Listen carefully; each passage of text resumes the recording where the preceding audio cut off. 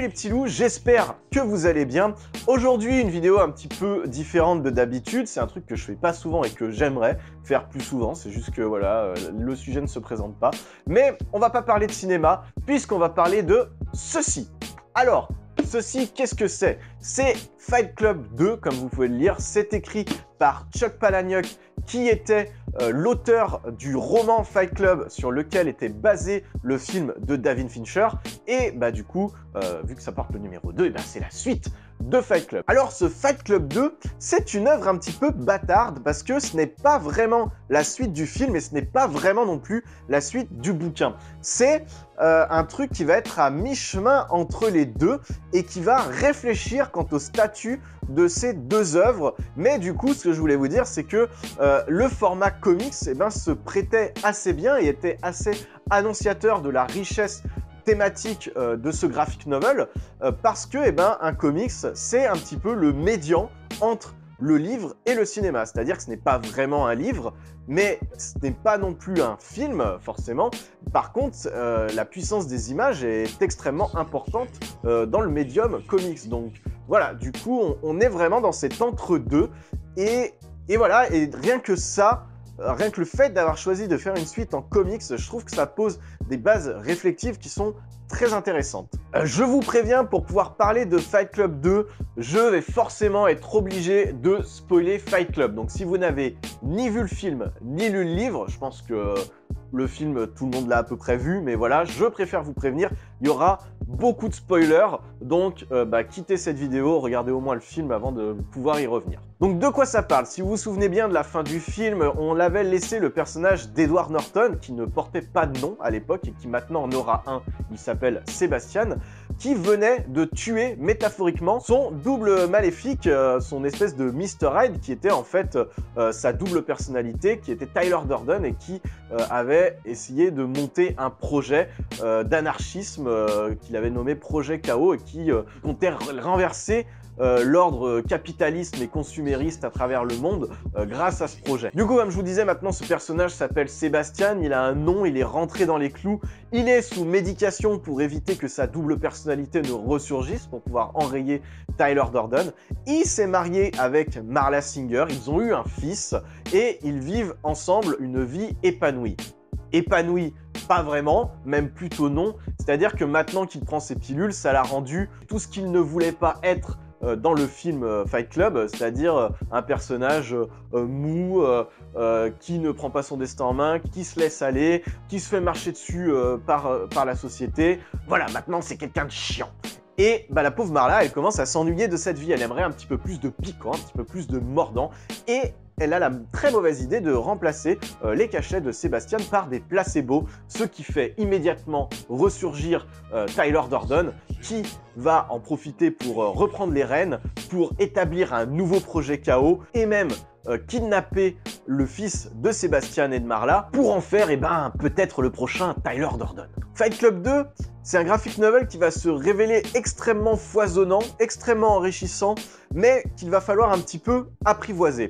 C'est-à-dire que moi, ma première lecture, je vous l'avoue, j'ai rien compris. J'ai lu le truc, j'ai fait « Ok, qu'est-ce qui vient de se passer ?» Je l'ai relu en prenant le temps, en m'arrêtant, en réfléchissant chapitre par chapitre sur ce qui venait de se passer, sur ce que l'auteur pouvait peut-être vouloir dire. Je suis allé lire des critiques à droite à gauche pour trouver des pistes de réflexion, etc., etc. Et là, j'ai compris vraiment le plein potentiel du bouquin. Mais du coup, qu'est-ce que ça va apporter concrètement? Alors, déjà, par rapport à l'univers de Fight Club, ça va clairement marquer ce que voulait véhiculer Chuck Palahniuk vis-à-vis de son histoire. C'est-à-dire que c'est une dénonciation du fascisme. C'était un truc sur lequel le film faisait un petit peu l'impasse parce que du coup Tyler Durden est devenu une espèce d'icône pop extrêmement iconique qui était anticapitalisme, tout ça. Et les gens ont cru que c'était bien. Et en fait, les idées de Chuck Palahniuk, c'est que non, Tyler Durden est vraiment une entité maléfique, chaotique, qui est pour l'anarchie totale, qui est un petit peu comme le Joker de The Dark Knight, en fait, finalement, et pour lesquels c'est un vrai méchant, quoi. Et il n'a pas de bonnes intentions à aucun moment. Et du coup, Palahniuk remet un petit peu les points sur les i avec ce graphic novel en remettant au goût du jour Tyler Durden dans vraiment tout ce qu'il a de plus noir. Il y a aussi un truc extrêmement intéressant sur les pathologies héréditaires. C'est-à-dire qu'en fait, du coup, le personnage de Sebastian a un fils dans lequel Tyler Durden va lui aussi avoir implanté sa personnalité. Donc, on comprend par là qu'en fait, Tyler Durden pourrait être une entité qui serait immortelle, qui vivrait à travers les âges et en fait à travers toute la génération du personnage de Sebastian. C'est-à-dire que son arrière-grand-père était aussi contaminé par Tyler Durden, qui s'est réincarné dans la personnalité de son père, qui s'est réincarné dans la personnalité de Sebastian, et enfin pour se réincarner dans celle du fils. Donc on a vraiment une personnalité qui vivrait éternellement. Et ça, c'est un truc que Chuck Palahniuk, j'en parlerai un peu plus après, mais voilà, je vous le donne maintenant, va développer en montrant qu'en fait, Tyler Durden, c'est une idée et qu'une idée peut être éternelle, contrairement à une personne. Et enfin, il y a toute une dénonciation de la radicalisation du désespoir, c'est-à-dire comment on peut manipuler des personnes qui n'ont plus rien à perdre. Alors, dans le graphic novel, ça se fait par le biais de Marla Singer, qui en fait va continuer ses groupes d'entraide. Elle va intégrer un groupe d'entraide de la progéria. En fait, la progéria, donc c'est une maladie où en fait c'est des enfants qui ont 12, 13, 14 ans, mais qui en font 80. Et du coup, ces enfants n'ont plus rien à perdre et en fait ils vont être manipulés par Marla Singer, qui va s'en faire une véritable armée qui va lui permettre d'aller sauver son fils. Et donc par là, Chuck Palahniuk montre comment c'est facile de manipuler des gens qui n'ont rien à perdre. Donc après, on peut l'appliquer à tout un tas de cas, hein, forcément, que ce soit la radicalisation par la religion, par la pauvreté, plein de choses comme ça. C'est ce que j'appelle, moi, la radicalisation du désespoir, et c'est une idée donc, qui est développée un petit peu dans ce livre et que je trouve très intéressante. Mais le plus intéressant dans ce graphic novel, c'est ce que l'œuvre a à dire par rapport à son auteur. Déjà, c'est un comics qui va être extrêmement métatextuel. C'est-à-dire que, à peu près au milieu du bouquin, il va carrément y avoir Chuck Palahniuk comme personnage du graphic novel. Mais c'est extrêmement étrange la façon dont c'est fait, extrêmement déstabilisant, parce que il est vraiment présent dans l'univers qu'il est en train d'écrire, mais il peut aussi influer sur cet univers en écrivant. Et il va y avoir des scènes où on va le voir réfléchir avec son éditrice sur comment va l'histoire. Par exemple, elle va lui dire à un moment, ah bah non mais ça, cette scène, tu peux pas la mettre, ça fait vraiment trop Deus Ex Machina. Ou bah là, ce serait bien qu'il y ait un climax, est-ce que tu peux apporter ça? Ou même, il y a des moments, elle va lui dire, non mais arrête, ne fais pas ça, c'est beaucoup trop méta, tu vas perdre les gens. Et donc en fait, c'est clairement Chuck Palahniuk, pendant qu'il écrit, il est en train de t'expliquer comment il écrit, comment il a réfléchi au truc, etc. etc.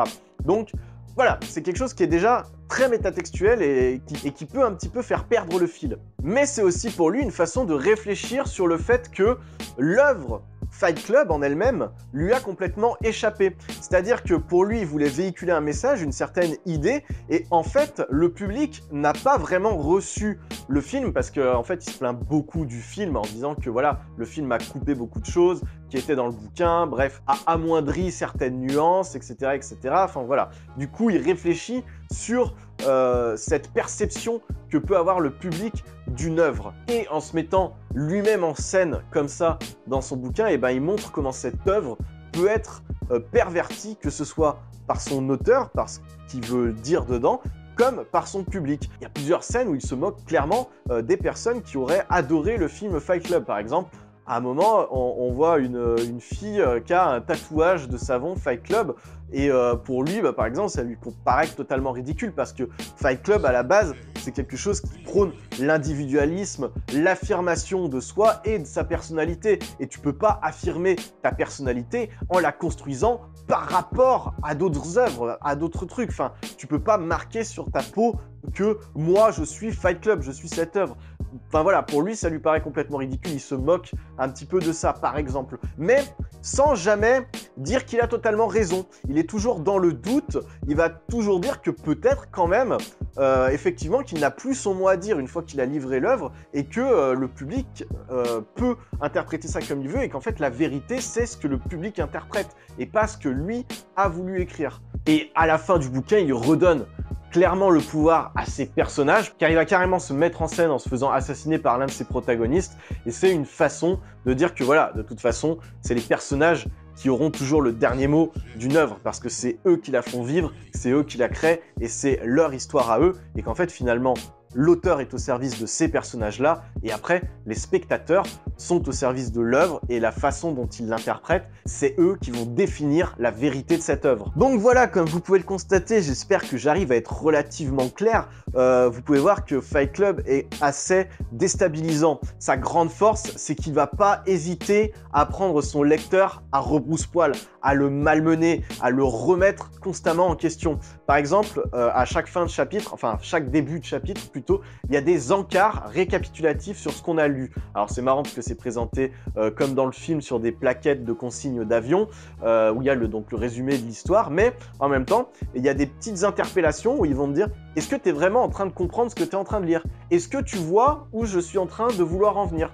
Ou est-ce que tu penses pas que tu es en train de te tromper? Ou est-ce que tu crois pas que là je te manipule ?» Voilà, il y a plein de trucs qui font remettre en doute ce qu'on vient de lire, qui font remettre en doute notre interprétation de l'histoire. C'est pour ça qu'il faut vraiment plusieurs lectures pour vraiment s'en imprégner, démêler le vrai du faux et la comprendre. Après, sur la forme, eh ben, c'est un très beau comic book. Franchement, je le trouve vraiment stylé. Alors, si on enlève la petite couverture noire que je vous ai montré tout à l'heure, voilà, on a une couverture qui est vraiment plus sympa, qui est vraiment plus belle, si on enlève la protection.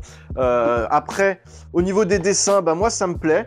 Je trouve que la mise en page est assez claire, elle est assez nette, c'est bien découpé, il y a des images qui sont vraiment plaisantes, j'aime beaucoup les dessins. Il y a une idée de mise en scène que j'apprécie beaucoup, c'est que du coup je vous ai dit que le personnage de Sébastien était sous cacheton pour éviter que Tyler Durden ne refasse surface. Et en fait, sur certaines cases, va y avoir des pilules qui sont jetées dessus et qui vont soit masquer des visages pour déshumaniser le personnage, soit masquer des dialogues pour montrer que c'est que du blabla et qu'en fait c'est pas ça qui est important. Donc voilà, vraiment c'est pas vendu très cher par rapport à la qualité du bouquin, que ce soit au niveau de la couverture, de l'épaisseur, enfin voilà, il y a de quoi lire. Du coup, il est temps de conclure. Vraiment, Fight Club 2, moi je vous invite à découvrir le truc, ça va vraiment diviser parce que, je le répète encore une fois, c'est très très difficile d'accès. Vous n'allez pas comprendre du premier coup.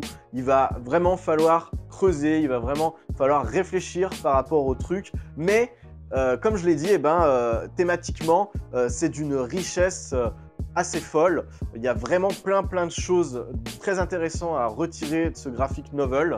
Et du coup, ça donne envie de voir un Fight Club 3.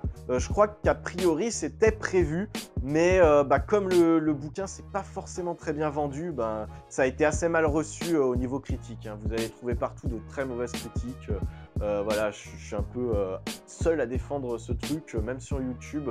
Mais voilà, vraiment, je vous encourage à essayer de dépasser ces mauvaises critiques, à lire le truc par vous-même, à réfléchir là-dessus. Moi, c'est vraiment quelque chose que j'ai trouvé très intéressant sur le statut d'œuvre, le statut d'auteur et le statut de public et la façon dont les trois s'entremêlent intimement. C'est vraiment ce que j'ai préféré dans ce comic book. Ce sera donc tout pour cette vidéo, j'espère qu'elle vous aura plu. Comme d'habitude, si vous voulez discuter du sujet, n'hésitez pas à me laisser un commentaire pour en parler. Si vous avez apprécié la vidéo, vous pouvez aller prêcher la bonne parole en la partageant sur les réseaux sociaux. Moi, d'ici qu'on se retrouve, je vous souhaite de regarder ou de lire, pour le coup, plein de bonnes choses. Ciao, ciao et bye bye!